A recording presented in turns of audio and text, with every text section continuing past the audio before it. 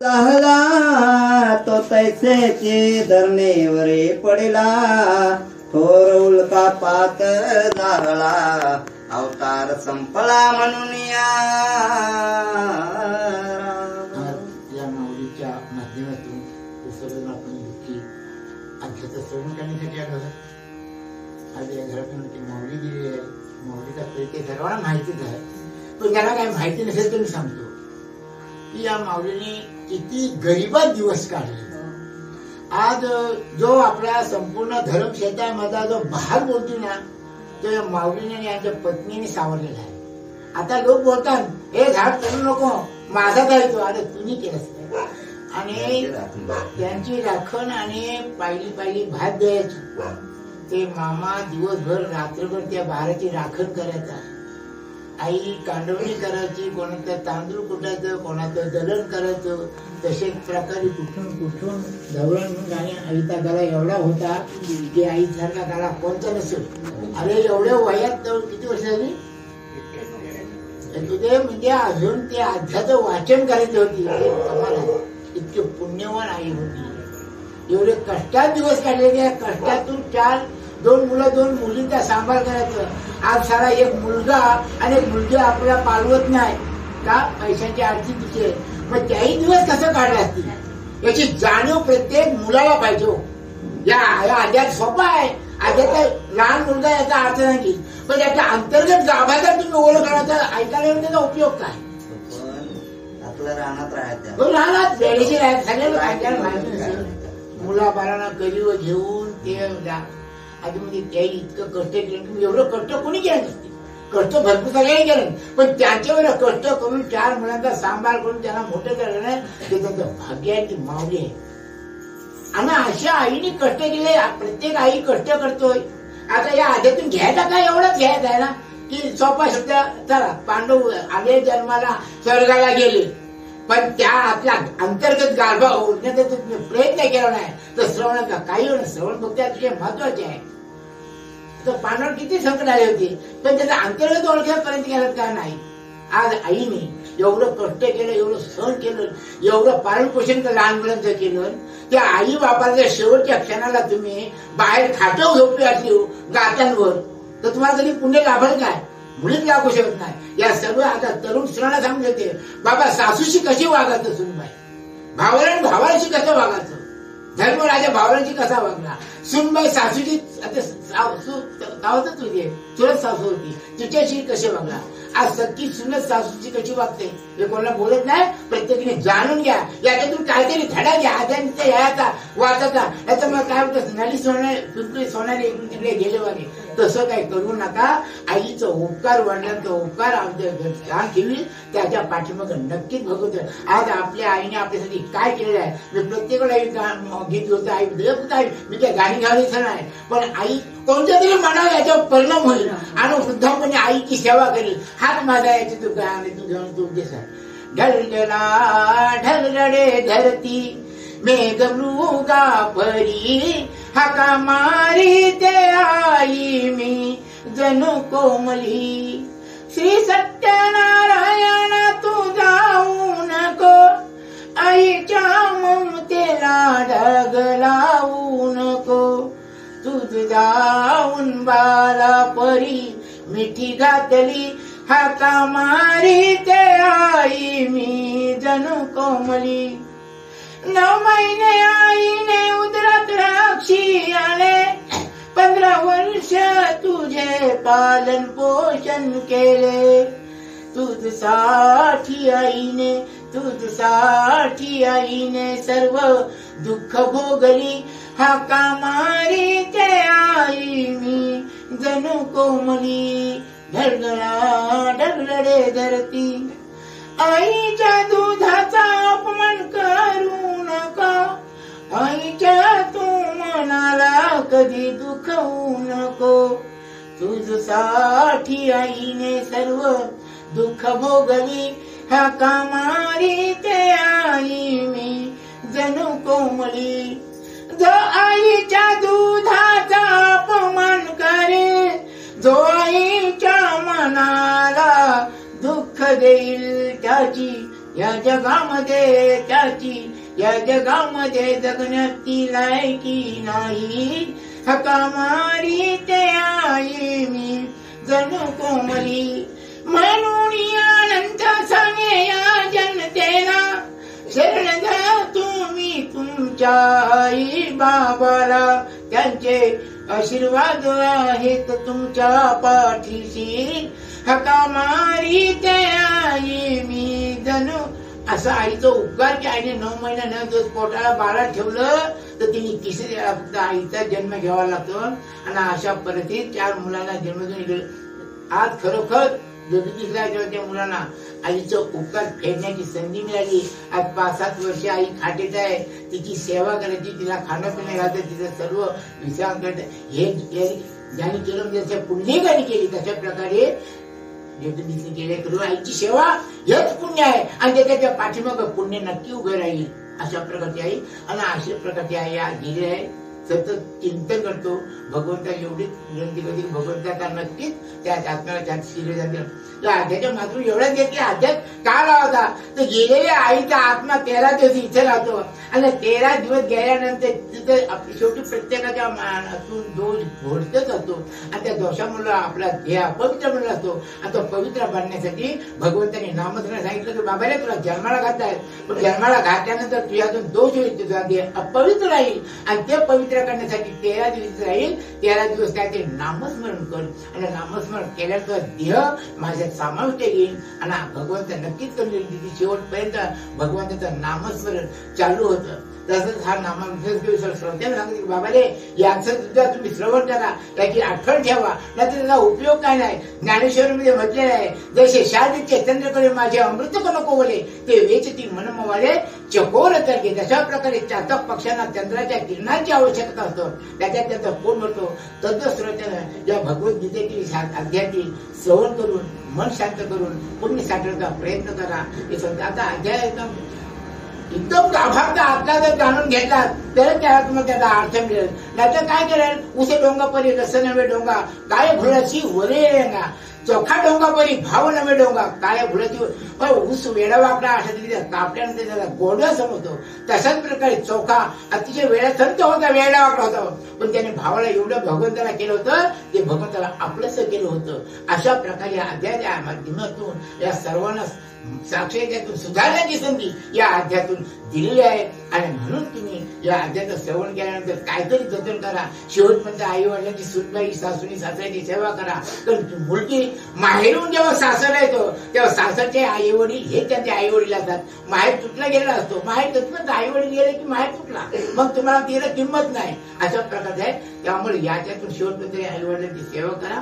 आता अध्याचा late time झालेला आहे, जास्त काय बोलत नाही. जास्त बोलल्यानंतर बाहेरची माणसं कंटाळतात आणि बाहेरच्या ढेपा मोठी उडव म्हणून आम्ही आता अध्यावर काय केलाय, कमीपणा केलाय आणि अशा प्रकारे अध्याय सुरुवात केला. मग तो झाला हाकार म्हणते देवरे मारेला शारंगधर, पूर्वजन्मीचे होते वैर म्हणून मी दुस्तर घडले. अशा प्रकारे भगवंताला त्या वाणीने बाण मारलेला आहे आणि बाणीने बाणल्यानंतर भगवंतानी सर्व इच्छा सर्वांची इच्छा पूर्ण केल्या आहेत. आणि अशा प्रकारे भगवंत पडल्याबरोबर संपूर्ण बोंब उडालेले आहे संपूर्ण जगभर जागेवर की भिवा नाम कोऱ्याने भगवंताला मारलेलं आहे. का तो पूर्वीचे दस्तूर होते म्हणजे वैर होतं आणि ते वैर आज या वैरामुळे भगवंत पडलेला आहे अशी हकीकत सांगत आहे. ऐसा बोल जगी उठिला तो बलिभद्रा सहित अर्जुन पातला, सवेचे उद्धर उळे पावला उग्रसेना समवेत. आणि अशा प्रकारे जेव्हा बोंब झाल्यानंतर काय झालंय, भगवंत एकटाच आला होता भालुका नदी किनारी आपल्या यादवांचा तो संहार बघायला. आणि इकडे द्वारकेमध्ये अर्जुन होता, बलराम होता, उग्रसेन होता, वसुदेव होता, उद्धव होता. आणि त्याला जेव्हा ही माहिती कळली की भगवंत अशा चिखलदऱ्या वडाखाली पडलेला आहे आणि काय हकीकत आहे हे पाहण्यासाठी सर्वजण ज्या ठिकाणी भगवंत पडला होता अशा ठिकाणी आलेला आहे. पाहुनी श्रीकृष्णाची दशा थोर झाला तेव्हा वळसा, म्हणते हे देवा जगदीशा काय ऐसे केले रे. आणि अशा प्रकारे जेव्हा सर्व मंडळी तिथं आल्या त्या भगवंताची स्थिती पाहिलं तर भगवंतानी सोंग घेतला होता. कारण का भगवंत जरी अवतार पुरुष होता, देव होता, तरी पण तो अवतारी पुरुष होता. आणि अवतारी पुरुष आठवले द्वारकेचा राजा होता. आणि द्वारकेचा राजा आठवले आपल्या प्रजेचे एवढं आल्यानंतर साहजिकच दुःख व्यक्त करायला पाहिजे. आणि म्हणून जेव्हा मूर्छित पडला होता आणि तिथे सर्वजण आल्यानंतर तेव्हा काय तुझी दशा, अशा प्रकारे सर्वजणांना बोलत आहे.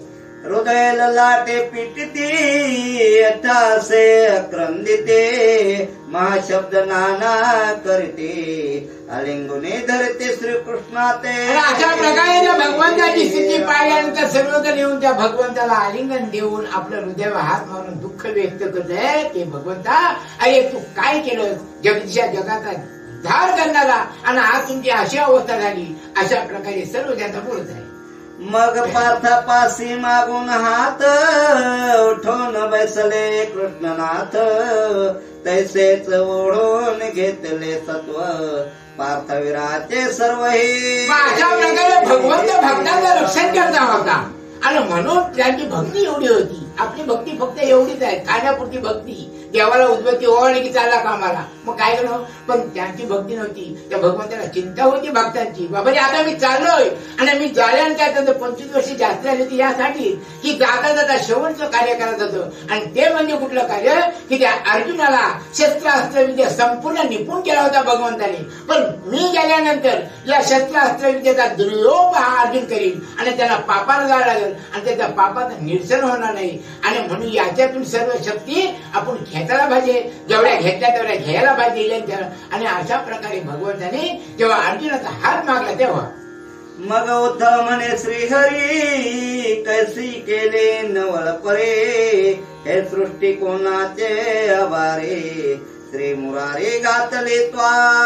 आणि जेव्हा भगवंताने अर्जुनाचा हात मागला आणि हात मागल्याबरोबर जेवढ्या शस्त्रास्त्र विद्या होत्या तेवढ्या अर्जुनाच्या अंगातून खेचून घेतल्या आणि अर्जुनाला काय केलं, निशस्त्र केलं. आणि ही क्रिया करत असताना त्या ज्ञानी भक्त कोण होता, उद्धव होता. आणि उद्धवाला माहिती पडलं की अर्जुनाला भगवंतानी काय केलं आहे, निशस्त्र केलं आहे. आणि म्हणून उद्धव बोलतो की भगवंता, अरे बाबा हे तू काय केलं, झाले करता करिता तूच आहे, सर्व दुनिया तुझ्याच हाती आहे. अशा प्रकारे उद्धव बोलत आहे.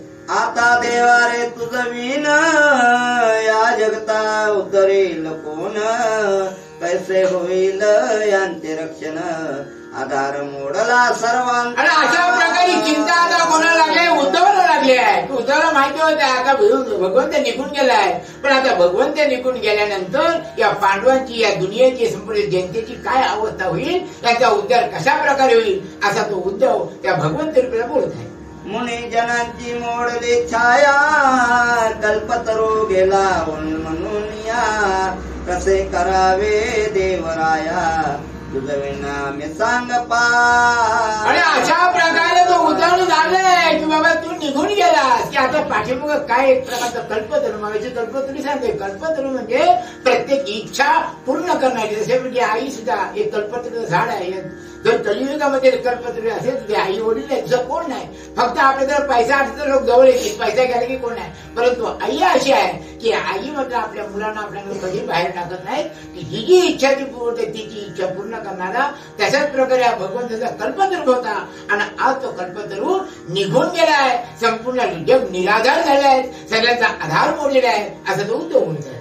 तुझं विन धर्म पोर का झाला विश्रांतीचा ठाव मोडला महासुखांचा थारा तुटला तुझं वाचून श्रीकृष्ण. आणि उद्धव बोलला की महासुख, जर महासुख पडत असेल तर भगवंत तुझ्यामुळे ते महासुख होतं. सगळं विश्रांतीचं स्थान तुझंच होतं. पण आता तू निघून गेल्यानंतर विश्रांतीचं स्थान मोडून निघाले आहे, असा तो उद्धव आणि बोलत आहे. कृष्णासारखे निदान हातीचे चालले निघून जले बुडाले रे जे रत्न ते दिले या प्राण सापडेना. आणि म्हणून उद्धव बोलत आहे की कृष्णासारखे रत्न निधान म्हणजे धनना ठेवा आपल्या हातातून गलून पडलेला आहे. अशा प्रकारे एखादी आपल्या अंगठी जर समुद्रात पडली ते किती शोधण्याचा प्रयत्न करतात, ती मिळणार नाही. तसंच हात बघत आपल्या हातून निघून गेला आहे, तर आता आपला कधीही दृष्टीला पडणार नाही, असा तो उद्धव बोलत आहे. जीवाचे मोडले आस मनाचे दुर्ग पडले ओस काटे लागले हर्षास क्षेम कोणास देव आता. आणि म्हणून उद्धव बोलतोय की खरं ते जीवाचा आम्हाला जगण्याची इच्छा इच्छा होती, जीवनाचा मार्ग होता, तुमच्यामुळे होता भगवंत. पण तुम्हीच निघून गेल्यानंतर सगळी जीवाची आत निघून गेली. मनाचे दुर्ग म्हणजे मनात ज्या इच्छा होत्या, मनात ज्या आकांक्षा होत्या, त्या सर्व आमच्या निघून पडलेल्या आहेत. अशा प्रकारचं उद्धव बोलत आहे. तुझ वाचून ऋषिकेशी बुध मी सांगू कोणासे, उठा म्हणेल भोजनासे कोणा मासी हरी रे. अशा वेळेला उद्धवाला भगवंताची चिंता पडली की काय. प्रत्येक वेळा उद्धव भगवंताची व्यवस्था करत होता, हातपाय चिमत होता. जेवणाच्या वेळा आम्हाला भगवंत चला जेवणाचा टाइम झाला. अशा प्रकारे भगवंत ताबडतोब क्षणाला आमची आठवण करून आम्हाला पुढची वाटचाल दाखवत होता. आता देवा तुझ विन कोणास करावे मार्जन, शयनी चुरित बैसु चरण कोणाचे मी हरे रे. आणि म्हणून भगवंत म्हणतो आणि ज्या वेळेला संध्याकाळची वेळ झाल्यानंतर, जेवण झाल्यानंतर ते विश्रांतीचं स्थान होतं, त्यावेळेला मी अंगमर्दन करतो, झोपल्यानंतर पाय पुजतो. आणि आता भगवंत तुम्ही निघून गेल्यानंतर मी आता कोणाची सेवा करू, असा तो उद्धव त्या भगवंत बेसिकून बोलत आहे. तुझ वाचून तर सेवा पोरटी दिसे देवाधिदेवा, तरी आता मी माधवा काय करू सांग पा. म्हणून उद्धव अतिशय दुःख करत आहे की इतर मी किती सेवा केली, त्या सेवेला काय मोल मला वाटत नव्हतं. पण तुमची नुसतं अंगमर्दन केलं पाहिजे की माझ्या मनाला जो आनंद होत होता, तो आता आनंद मला कुठून मिळणार. अशा प्रकारे किती सेवा केली त्याची आता मला पोरची वाटेल, असा तो उद्धव बोलतो. आता मी तुझ संगे येईन म्हणून धरले दृढ चरण, कानेश्वर मज लागून देवराया झालासी. म्हणून असं जर ज्ञानी अतिशय परम भक्त भगवंता म्हणजे आता तुम्ही निघून गेल्यानंतर मी सुद्धा काय करू, मी सुद्धा तुमच्या पाठी येईल. अशा प्रकारे दुःख उद्धव करत असताना बोलत आहे की भगवंता अरे मी एवढ्या उशीर तुम्हाला बोलत आहे, पण तुम्ही माझ्याशी निष्ठुर का झाले, माझ्याशी आबोला का धरलात, असा तो उद्धव बोलत आहे. काय म्या न्याय केला म्हणून दर्शे मध्ये बोला, असे म्हणून मूर्छित झाला उद्धव भक्त हरेचा. अशा प्रकारे उद्धव भगवंत आला. भगवंता मी एवढ्या उशीर तुझ्याशी बोलत आहे, बुद्ध गोष्टी करते, पण तुम्हाला एकही शब्द बोलत नाही, असा मी काय अपराध केलाय आणि म्हणून तुम्ही माझ्याशी आबोला धरले आहेत. अशा प्रकारे बोलता बोलता आणि उद्धव मूर्छेने येऊन पडलेले आहे. आता सोया शोकांशी न्याय वाटे श्रोतयांशी, आवडी पुरविल जीवासी तो एक भक्त जाणावा. अशा प्रकारे भगवानने सांगितलं की बाबा रे किती दुःख केला तर शेवटी तो दुःखच असतं. दुःख आपल्याला विसरला पाहिजे, कारण आपला प्रबंध संसार आहे आणि आपला संसार पुढे चालला पाहिजे. आणि असा भगवंत आहे की जो भक्ताची भगवंत आणि भगवंत भक्ताची जी इच्छा पूर्ण करी तोच खरा भगवंत आणि भक्त आहे. अशा प्रकारे बोलतो. तो बोले ऋषिकेशी उद्धवा तू धन धरी शोकांशी, तू जेव्हा भेटू इच्छिशी ते दवा तुझ पाच मी असे. अशा प्रकारे जेव्हा तो उद्धव बोलत असताना भगवंत बोला की अरे उद्धवा अरे तू कशाला चिंता करतोस, अरे जेव्हा जेव्हा तुझी आठवण काढशील, जेव्हा जेव्हा तुम्हाला बोलवशील तेव्हा तेव्हा मी हजर राहील, तू कुठली चिंता करू नकोस. अशा प्रकारे भगवंत त्या उद्धवाला सांगत आहे. मी सर्वत्र असे पाही रिता ठाव कोठेच नाही, हे रूप एक देशी काही अविनाशी पाहे सर्वदा. आणि म्हणून भगवंताने शेवट मी असा आहे की रिता ठाव नाही. या अजून कलियुगामध्ये भगवंत आहे, त्याच्या आज्ञेमध्ये काही वरत नाही, पण हल्ली लोकांची भावना उडली, श्रद्धा उडली. भगवंत आहे की नाही, कारण या कलियुगात सगळे माणसं देवच झालं. त्या भगवंत देवाला विचारत नाही, कारण त्याला सगळं पैशाचा मास चढलाय आणि आपल्याच मगरून आहेत. आणि भगवंत सांगून गेला होता मी बौद्ध अवतार झालेला आहे, त्यामुळे मी आता कोणाचं काय करणार नाही. आणि म्हणून सांगितलं आणि म्हणून सगळं चाललंय सगळं की भगवंत कोणती चेष्टा नाही काय, पण भगवंताकडे पाय हलत नाही. आणि तो भगवंताला मानत नाही, पण त्याला दुखणं झालं की तो पहिला भगवंताचा पाय करता एकटाच का, त्याला माहिती असतं की मी तुझी चर्चा केली, पण तो लोकांना सांगत नाही. लोकांना सांगतात अरे भगवंत काढला काय काढला, पण जेव्हा त्याला दुःख होतं ना तो एकटा जाऊन भगवंताचे चरण धरते. भगवंत माफ करू मी तुझी चर्चा, पण मला या आदरातून बरा कर, कारण भगवंतामध्ये पान हलत नाही असा तो भगवंत सांगत आहे. आणि म्हणून सांगितलं की बाबा गीता ठाव नाही, जिथं जिथं तुम्ही बोट टेकणार तिथे तिथे भगवंत आहे, परंतु आपली भावना नाही, आपली भक्ती नाही. आणि त्यामुळे भगवंत आपला दर्शन देत नाही किंवा आपल्या पाठीमागे उभं राहत नाही. पण जेव्हा जेव्हा आपण सद्गुण करू, आपण उपकार करू, आपण भक्ती करू, सद्भावनेने, तेव्हा भगवंत नक्कीच आपल्या पाठीशी उभं राहून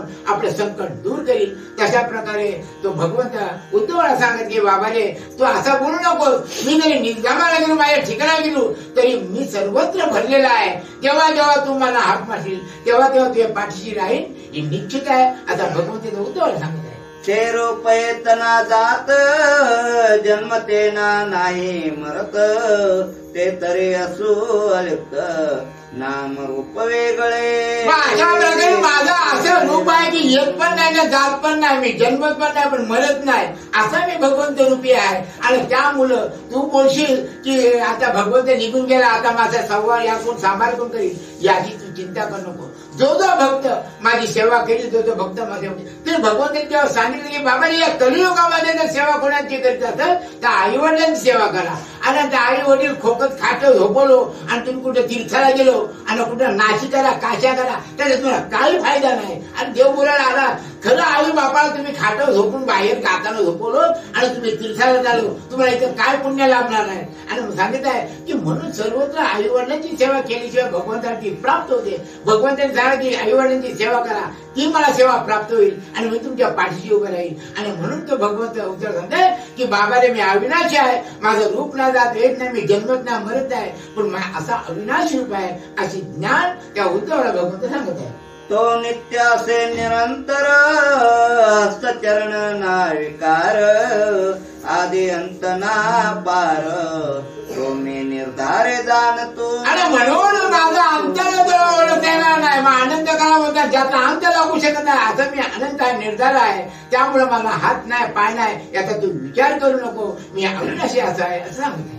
मी चावगे असे जाण तुझे नाही मज विन, ऐसे सांगून आत्मज्ञान उद्धवाची संबोधिला. अशा प्रकारे संपूर्ण जाती जगाचा त्रिभुवन आता मीच आहे, माझ्याशिवाय दुसरा कोणी नाही. कितीही कोण बोललं तरी माझ्याशिवाय दुसरा कोणीच नाही. अशा प्रकारे अतिशय सुंदर ज्ञान देऊन त्या उद्धवाला भगवंताने शांत केलेलं आहे. हा विस्तार भागवती उद्धवा सांगितला तुझ प्रते, आता बद्रिकाश्रमा प्रते निघून जावे उद्धवा. अशा प्रकारे उद्धवा थोडक्यात हा भागवतीतला विस्तार आणि तुला सांगितलंय की तू सुद्धा आता काही इथे राहू नकोस. कलियुग प्रारंभ आहे आणि कलियुग प्रारंभ झाला की धर्माचा नाश होईल, अधर्म होईल. आणि म्हणून आता तू इथून बद्रिका आश्रमा ठिकाणी जा, तिथे तुझ्या मनाला शांती लागेल असं ज्ञान सांगितलंय. तुला तेथे राहून तरे करावे माझे ध्यान, मी निरंतर तुझ लागे जाण, दर्शन देईन उद्धवा. कशा प्रकारे भगवंताने भक्ताचं नातं होतं काय ठरलंय, तू तिथं बद्रिका आश्रमाच्या ठिकाणी जाणं निरंतर. जेव्हा जेव्हा तू माझं स्मरण करशील तेव्हा तेव्हा तुला मी दर्शन देईन असं त्या भगवंताने त्या उद्धवाला सांगितलं. सवे मनशी जरी येईन तरे न सरले आयुष्य प्रमाण, आयुष्य मर्यादा जेव्हा लागून मॅची नेमिली असे पै. मगाशी उद्धव बोलला की बाबा भगवंता तुम्ही निघून गेल्यानंतर आता मी येते, पण तसं भगवंत प्रत्येक मनुष्याला आयुष्याची मर्यादा दिलेली आहे. तेवढं आयुष्य आपला घालवायला पाहिजे. एखाद्याला 50 वर्ष दिला तर 49 वर्षी जीव द्यायला लागेल, त्याचा जीव जावाचा नाही, कारण त्याचा 1 वर्ष बाकी असतो. कोण ना कोण जिथं हजर राहून त्याचा जीव वाचवेल. आणि म्हणून की मी सर्व मनुष्याला आयुष्याची मर्यादा दिली आहे आणि ती आयुष्य मर्यादा घालवल्याशिवाय तुम्हाला वरती स्वर्गाची प्राप्ती होणार नाही. तुझं अजून आयुष्य बरंच आहे, तेव्हा तू माझ्याबरोबर येऊ नको. आणि जर का आत्मघात केला किंवा फास घेतला तुला वरतीवर खाली जागा मंदिर लोटांग टांगता ठेवील अशा प्रकारे आहे. आणि म्हणून की तू आता माझ्याबरोबर येऊ नकोस असं सांगत आहे. ते क्रमितासे अवकाश भेद नाही तुम्हा मास, ऐसे बोलून या ऋषिकेश झाला शांत विता उद्धवाशी. म्हणून जेव्हा हे जीवन आपलं जीवन दिलेलं आहे ते जीवन घालवताना तुला किती काळ जाईल आणि जीवन काळ घालून जीवन कशा प्रकारे घालवायचं हे आपले सर्व माणसाला माझ्या अवलंबून आहे. जन्म दिला म्हणून कसं तरी वागायचा त्याला काही अर्थ राहिला नाही. आणि आपण संतांनी भजन घेतलं आहे, जगी जीवनाचे सारे घ्यावे जाणून सत्वर, जैसे ज्याचे कर्म त्याचे फळ देई भगवान. म्हणजे आपल्या कर्मावर अवलंबून आहे. आपण कर्म चांगलं केलं, आपण कार्य चांगलं केलं तर भगवंत आपला फळ चांगलं देईल, आणि आपण कार्य वाईट केलं तर भगवंत आपला नक्कीच वाईट फळ देईल. आणि म्हणून सांगितलं की जीवन आहे ते जीवन कशा प्रकारे घालवायचं, कशा प्रकारे जगायचं हे प्रत्येक मानवाने जाणलं पाहिजे, तसं वागायला पाहिजे. तशा प्रकारे ज्ञान त्या उद्धवाला भगवंत सांगत आहे. मग बोले ऋषिकेशी माझा देह सांडावा जलासे, तो हात जाईल पूर्व दिशेशी, ऋषी तयासी धरतील. अशा प्रकारे भगवंताने सांगा की माझी प्राण ज्योती गेल्यानंतर माझा देह निश्चल होईल, आणि तो माझा देह या पूर्व दिशेला नदी सोडा, आणि तो देह माझा अडवल्यानंतर तिथे मी एवढ्या जगण्यात होईल. अशा प्रकारे सांगत आहे.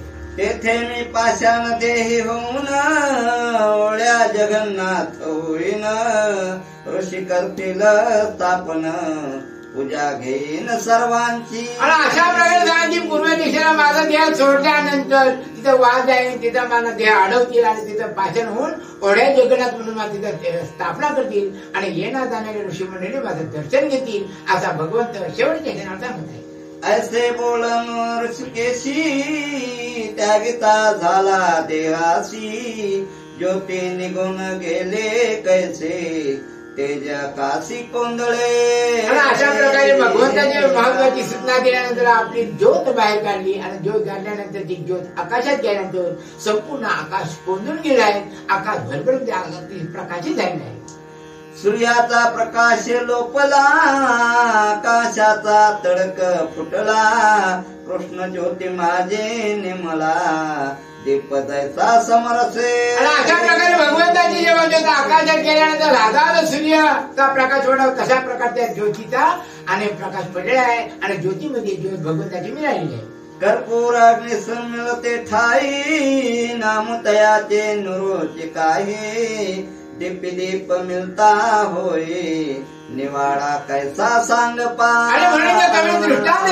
कापूर असतो, कापुराच्या झाला की आपली ज्योत कापून निघून गेल्यानंतर तिथे आपल्या तिथं काही ठाव ठिकाणा मिळत नाही. तशा प्रकारे भगवंताची ज्योत एका ज्योतीमध्ये मिळाल्यानंतर कुठली ज्योत भगवंताची हे समजून येत नाही. तशा प्रकारे भगवंताची ज्योत आकाशात निघून गेली आहे. की सागरापासून झाले लवन, ते सागरा माझे होय लीन, तेथे बोलावया भेदभाव सर्व काही उरेना. त्याच्या प्रकारे पाण्यापासून मीठ तयार होतं, तो मीठ परत पाण्यात टाकले की पाणीमय होऊन जातो. तशा प्रकारे भगवंताची ज्योत भगवंताच्या होऊन गेली आहे. तैसा हरे रूप हरे झाला, कृष्ण निज धामासी पै गेला, मागे थोर हाकार झाला द्वारकेच्या लोकांचे. अशा प्रकारे भगवंताची ज्योत आणि निधमाला गेले आहे. निधमाला गेल्यानंतर इकडे द्वारकेमध्ये सर्व लोकांमध्ये हाहाकार झालेला आहे. निमाले म्हणता कृष्णमूर्ती, जीवासे वाटे लज्जा चित्ते, परी काय करावे पुढते कथा चालली पाहिजे. अशा प्रकारे भगवंत म्हणजे श्रीकृष्ण होता अवतारी, आणि तो मेला म्हणून एक प्रकारची लज्जा उत्पन्न होईल, आणि म्हणजे एक शब्द निमाला असा शब्द वापरलेला आहे. आता भगवंत आणि होऊन गेलेला आहे. असो कृष्णाची तनु होती, ते जले सांडले निश्चिते, ते जाऊन ओढ्या जगन्नाथे पूजा घेत भक्तांची. अशा प्रकारे भगवंतांनी सांगल्याप्रमाणे भगवंताचा देह पूर्व दिशेला नदी सोडलेला आहे, आणि तिथं सर्व भक्त आढळून तिथं ओढ्या जगन्नाथ म्हणून प्रसिद्ध झाले आहे, आणि त्याची स्थापना करून सर्व पुजारी लोक दर्शन घेत आहेत. इकडे सर्वांनी हाकार केला, म्हणते श्रीकृष्ण अवतार संपला, तव तो भक्त दैत्य दानवीनला शाल्व नाम तयाचे. अशा प्रकारे भगवंत निघून गेला, अशी बोंब झाल्यावर शाल्वनाम दैत्य होता, तो वाटच बघत होता. आणि मग अशा प्रकारे भगवंत निघून गेल्यानंतर त्या शाल्वनाम दैत्याने द्वारकेवर सारी केली आहे. योग साधने करुण बलरामे सोडिला प्राण, इतक्यांत उद्धव गेला निघून भद्रिकाश्रमासी ते दवा. अशा प्रकारे बलराम सुद्धा अवतारी शेषाचा अवतार रूप होता, आणि त्याने विचार केला आता भाऊ गेल्यानंतर आता आपलं सुद्धा काही काम नाही, आपलं सुद्धा अवतार कार्य संपलं आहे. आणि त्या बलरामाने सुद्धा योग साधनेने आपला प्राण गमावलेला आहे. मग रीता घेऊन रथ द्वारके माझी प्रवेशत रुक्मिणीचे कलता वृत्तांत प्राण त्यागला तिने. आणि अशा प्रकारची हकीकत जेव्हा रुक्मिणीला समाधी आता दारू करत रिकामा घेऊन आलाय आणि रुक्मिणीला समाध्यानंतर आणि रुक्मिणी सुद्धा विचारला की आता आपलं सुद्धा इथलं कार्य संपलेलं आहे आणि तिने सुद्धा आपला देह जमिनीवर ठेवलेला आहे.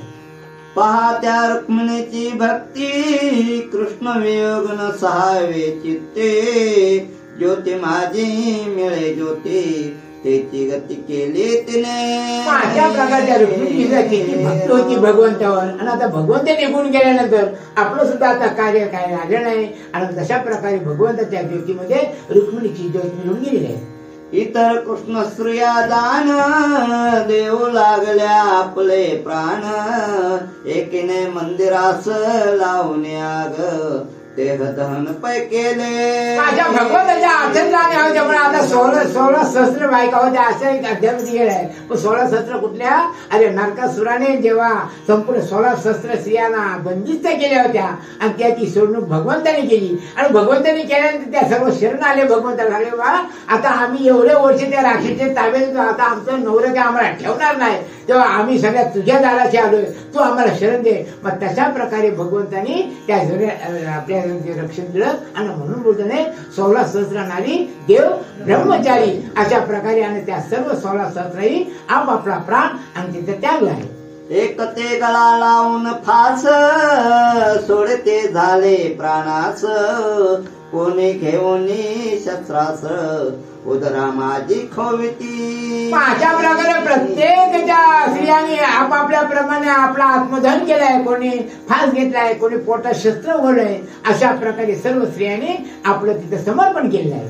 तैसी 16 सहस्रांतर पुरे निमून गेले कसरे अक्रूर वसुदेव देवकी घेऊन त्वरे उग्रसेना सहित निघाला. अशा प्रकारे 16 सहस्र त्या नारीने आपलं आत्मसमर्पण केल्यानंतर मग अक्रूरने ठरवलं की आपण आता इथे राहायचं नाही आणि वसुदेव देवकी म्हातारे आहेत आणि त्यांना घेऊन तो आणि बद्रिकाश्रम ठिकाणी गेलेला आहे.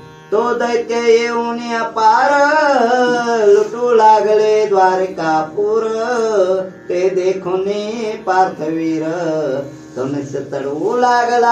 आणि अशा प्रकारे तो सर्वनाम दैत्याने त्या द्वारकेत स्वारी केली आणि लुटायला लागलाय. आणि प्रत्यक्ष अर्जुन तिथे उभा होता आणि त्याने विचार केला, अरे ज्याने आमचं शेवटपर्यंत रक्षण केलं, शेवटपर्यंत संकटातून बाहेर काढलं, त्या माझ्या भगवंताची द्वारका नगरी एक राक्षस लुटून नेत आहेत, त्याला लुटून बघून अर्जुन येईल का? आणि मग त्याने आपल्या धनुष्याला बाण लावलेला आहे आणि बाण लावल्यानंतर काय होत आहे?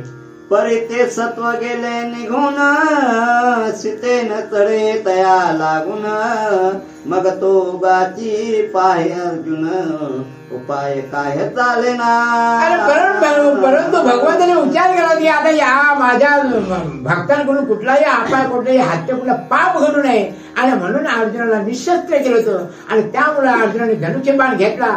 पण त्या धनुष्याला बाण सुद्धा लावता आले कारण त्यांचं संपूर्ण शस्त्र सध्या खेचून घेतलं होतं आणि फक्त अर्जुन पाहत राहिलेला आहे. दैत्य मिळाले अपार लुटून घेतले सर्व नगर मग अग्नी लावून चहू पैर द्वारका पूर्व दग्ध केले. अशा प्रकारे शरणाम द्यायचे आलेल्या सैन्याचं आणि मग सर्व लुटून नेली आणि लुटून न्यायसाठी सोन्याची होती आणि सर्व लुटून नेल्यानंतर आणि त्या द्वारकेला काही उपयोग नाही आणि म्हणून त्या द्वारका नगरीला अग्नी लावून गेलेला आहे. दैत्य गेले निघून ते उगाच पाहे अर्जुन म्हणे हे जगन्निवास श्रीकृष्णा काय विंदान केले. अशा प्रकारे अर्जुनाच्या डोळ्यात एक संपूर्ण द्वारका नगरीच्या धर्म दैत्याने लुटून नेले, मला काही करता नाही आणि म्हणून म्हणजे जगन्निवास भगवंता अरे जगाचा उद्धार करणारा आणि तू हे काय केलं अशा प्रकारे अर्जुन बोलत आहे. तो अग्नि पेटला बहुत सोपे माड्या भस्म होत लोकांचे वर्तला कांत उरले ते जाती पळवण. अशा प्रकारे त्या द्वारका नगरी लुटल्यानंतर सर्व अग्नीचा भस्म देऊ लागले. त्यातले लोक विचार करू लागले की जिथं राहिलो तर आपण जळून जाऊ आणि मग जो आपला जीव वाचवण्यासाठी आणि त्या द्वारकेतून पळून गेलेले आहे. इतके अंत समुद्राची अनंते सांगितले बुडवे यादव प्रेते द्वारकापूर या समयाते उजवून टाकी आताचे. आणि मग आता शेवटी व्यासनाला भगवंताने विचार केला की आता द्वारका नगरी किंवा संपूर्ण 56 कोटी यादवांचे प्रेते आहेत, याच्यामुळे अपाय होईल. आणि म्हणून सागराला समुद्राला आज्ञा केली, बाबा सागरा आता तू आपला मोठा रूप रुद्र अवतार धारण कर आणि संपूर्ण यादवांची प्रेते अधिक द्वारका नगरी आपल्या पोटात सामावून घे, अशी आज्ञा त्या सागराला केली आहे. समुद्र मानून ईश्वर वचन अद्भुत केले उत्थान. यादव प्रेतान सहित जाण द्वारका संपूर्ण बुडवली. आणि अशा प्रकारे भगवंताच्या आज्ञा मानून त्या सागराने आपला अथांग रूप धारण केलं आणि अथांग रूप धारण करून सर्व यादवांची प्रेते आणि द्वारका नगरी आपल्या पोटात घेतली आहे. मग तो एकला अर्जुन निघाला रथारूढ होऊन. मना माझे विचार करून पाहू म्हणे माघारे. आणि अशा प्रकारे सर्व स्थिती अर्जुन बघत होता. आता इथं आपल्यात काय राहण्याचा अर्थ नाही, द्वारका नगरी पण सर्व लुटून गेली आणि भगवंत निघून गेला. आणि मग आता आपला तर गाणं भाग आहे हस्तिनापूरला आणि म्हणतो जाऊ लागला. पण जाता जाता त्याच्या मनात विचाराला जाता जाता शेवटची क्षण आपण द्वारका नगरी पाहूया, अशा प्रकार तो पाठीमागं पाहत असताना त्याला काय दृश्य दिसले. परतोने पाहे जो पार्थ तो जल भरले असे समस्त. मग म्हणे हे अच्युत न कळे अंत तुझा पै. आणि देवाच्या अर्जुनाने पाठीमागं पाहिल्यानंतर संपूर्ण त्याला पाणीच म्हणजे अथांग सर्वकडे पाणी दिसायला लागलं. तेव्हा तो अर्जुन म्हणतो की भगवंता अरे तुझा अंत काय, आता आम्ही तर मानव, तुझा अंत कोणालाही कळणार नाही, असं तो अर्जुन बोलत आहे. पुढे कथा एका भारती श्रीकृष्णाची निमाली संतते. ऐसे प्रलयाची रीती पुढे होत असे अवधारा. अशा प्रकारे प्रलयाची रीत आहे, पुढे भगवंताची कशा प्रकारे संतती गेली याचं कथन हा नामा विष्णुदास कवी आपल्या श्रोत्यांना सांगणार आहे. या परे सांगता स्वर्गरोहन शंका पावले श्रोत्यांचे मन. म्हणते स्वर्गा गेले पंडुनंतन कृष्णा मागून कैसे. अशा प्रकारे कथनात आता श्रोत्यांच्या मनात थोडी शंका येईल की भगवंत निघून गेल्यानंतर पांडव कशा प्रकारे स्वर्गाला गेलं याचं एक शंका आणि ते होणार आहे. ते शंकेचं निरसन पुढल्या अध्यात आणि कवी आपल्याला सांगणार आहे. ते कथा निरोपू तुम्हाला पार्थ हस्तिनापुरा चालेला. नामा विनवे श्रोत्याला पुढे कथेच चित्त दिजे. अशा प्रकारे पुढची कथन आणि हा नामा विष्णुदास कवी श्रोत्याला सांगत आहे आणि त्या कथेकडे चित्त द्या, लक्ष द्या असं श्रोत्यांना विनंती आणि करत आहे. इति श्री महान भारते स्वर्गरोहण कथा निरूपण मन्नाद द्वितीय अध्याय.